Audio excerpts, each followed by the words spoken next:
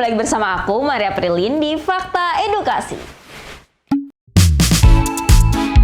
Nah teman-teman semua, kali ini segmen kita akan membahas tentang filsafat lagi nih teman-teman. Mungkin kalian udah sering banget dengerin tentang filsafat Stoicism, atau yang biasa juga disebut dengan Stoicisme untuk bahasa Indonesianya. Nah, kira-kira kalian tahu nggak sih apa aja sih fakta yang ada di balik filsafat tersebut dan bagaimana penerapan di dalam kehidupan sehari-hari? Tonton videonya sampai habis ya. Oke, fakta mengenai Stoicism yang pertama adalah mengenai kata stoik itu sendiri. Jadi stoik itu diambil dari bahasa Yunani yang disebut juga stoikos, yang berarti beranda ataupun serambi. Nah teman-teman semua, kata stoik itu sendiri dipakai pada abad ketiga sebelum Masehi oleh salah seorang yang berasal dari kota Athena yang bernama Zero. Nah fakta selanjutnya adalah mengenai penggunaan stoik itu sendiri. Jadi kan kita tadi udah tahu stoik ini digunakan sebagai salah satu filsafat nih. Nah filsuf yang menggunakannya itu berasal dari latar belakang banyak banget yang berbeda. Jadi ada yang mulai dari mantan seorang budak sampai seorang kaisar. Jadi stoik itu sendiri merupakan filsafat yang banyak digunakan pada zaman itu. Nah, jadi perkembangan filsafat yang menjadi salah satu fakta di baliknya adanya stoik itu sendiri sangat beragam teman-teman. Mulai dari perkembangan logika, yaitu di mana adanya kebagi menjadi dua logikanya manusia, yaitu dialektika dan juga retorika. Nah, kalian boleh cari ya, maksudnya editor boleh tambahkan di bawah karena saya takut salah dalam penyebutan. Dan juga ada perkembangan di mana akhirnya manusia itu harus menekankan ego mereka, di mana mereka harusnya mengetahui bahwa apapun yang terjadi di hidup mereka itu harus mereka syukuri, harus mereka ikhlaskan, sehingga hal-hal yang terjadi di luar kontrol mereka itu dapat mereka ikhlaskan.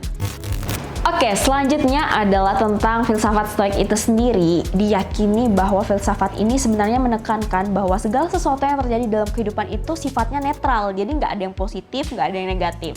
Segala sesuatu itu tergantung cara kita menanggapinya. Jadi fokus dari stoik ini sendiri adalah mereka menekan hal-hal yang menurut mereka negatif seperti emosi, rasa marah, rasa takut, rasa cemas itu untuk mengubahnya menjadi sesuatu yang netral bahkan positif.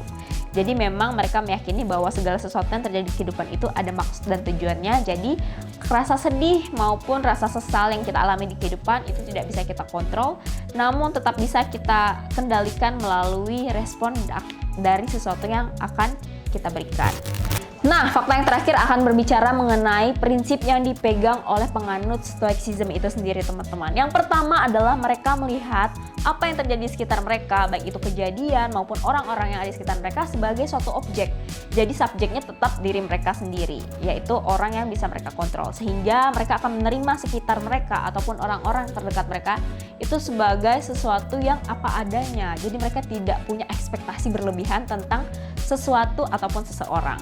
Yang kedua adalah disiplin untuk mencegah diri sendiri itu dikendalikan oleh suatu situasi, emosi maupun keinginan. Nah teman-teman semua, bahwa ketika seorang Stoicism menghadapi suatu masalah ataupun suatu kesenangan dalam diri mereka, mereka berusaha untuk tidak terlalu larut dalam emosi tersebut, karena mereka meyakini bahwa hal tersebut justru akan negatif bagi kehidupan mereka nantinya. Sehingga Stoicism menganut bahwa apapun yang terjadi di dalam kehidupan mereka itu mereka harus melihatnya sebagai sesuatu yang akan lewat nantinya. Yang terakhir adalah membuat perbedaan antara apa yang bisa kita kendalikan dan apa yang tidak bisa kita kendalikan. Jadi seorang penganut Stoicism itu akan mengetahui dengan jelas, dengan detail apa sih hal-hal yang bisa mereka kontrol dan apa yang tidak bisa mereka kontrol. Sehingga mereka akan tahu kehidupan mereka berfokus kepada hal-hal yang bisa mereka kontrol.